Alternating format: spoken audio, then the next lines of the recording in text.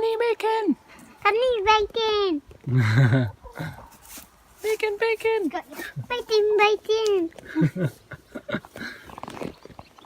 I want tea.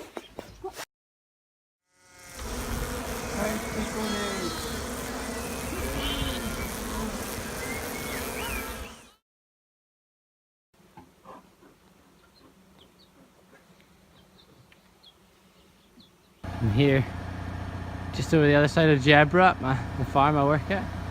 I'm actually I've detached the trailer here. I'm gonna drive down, fetch a quad, and pull the trailer all the way up to the top of the hill. Because way up there, you can't see it from here, but way up there is actually some heather. So here's our plan to hopefully get some heather honey. Let's go get the quad.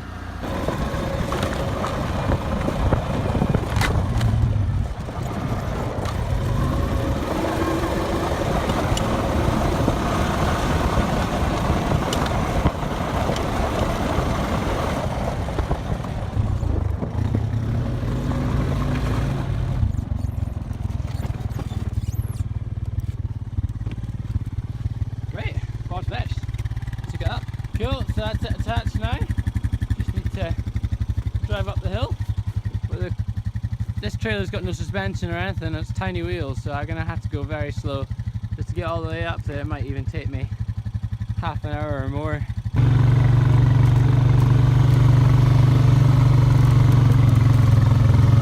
6 kilometers an hour, this is gonna take a while.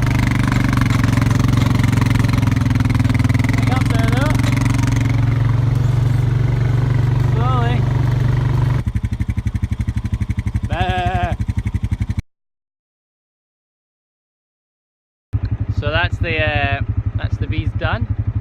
This is the view from the top of the hill. If you can see all that. Good, so got to go check on some cows before heading back. Just checking the cows. These are autumn calving cows. You can see this one has a bit of show. If you can see that on its back.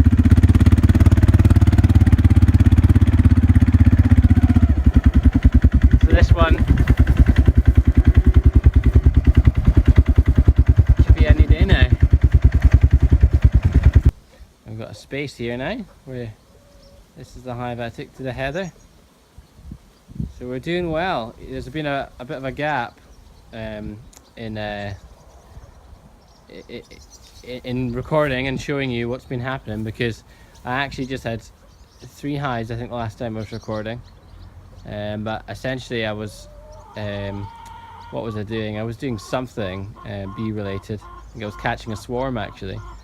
And I shut my phone in the car door. It slipped out my pocket of my bee suit's quite wide, and the phone slipped out and I shut it in the car door. So I've been without a phone for a good chunk, but no worries, we can catch up. This is a split I did towards the end of the summer. You can see they're very much strong enough to look after themselves. It turned out rather strangely, I did a split with these guys, and it turned out it had meant to be a queenless split, but they had a queen in it. The hive I took them from, which is this one over here, has a queen in it also. So it turned out basically there was two queens in the one hive, and I jammily managed to split them in the middle. So there's no break in egg laying. I think the old queen has gone here and the new queen is in here, which is quite handy because this is the biggest hive. So it probably means that these guys are going to be likely to swarm next year because they've got an old queen with them. But that's okay. This hive here is unfortunately not been doing too well, but I've done a couple of operations which is helping it. It's a little nuck. Essentially I found it, I left it for 2 weeks and it had been robbed out,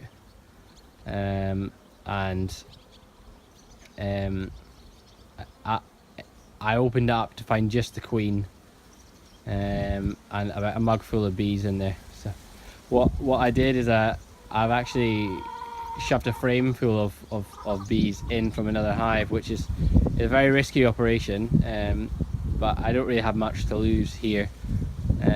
You know, the other, at this time of year, the only other thing I can do really is kill. You shake the bees out in front of another hive and kill the queen.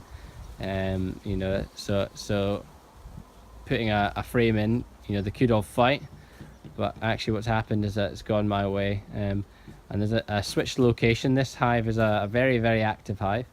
It was here.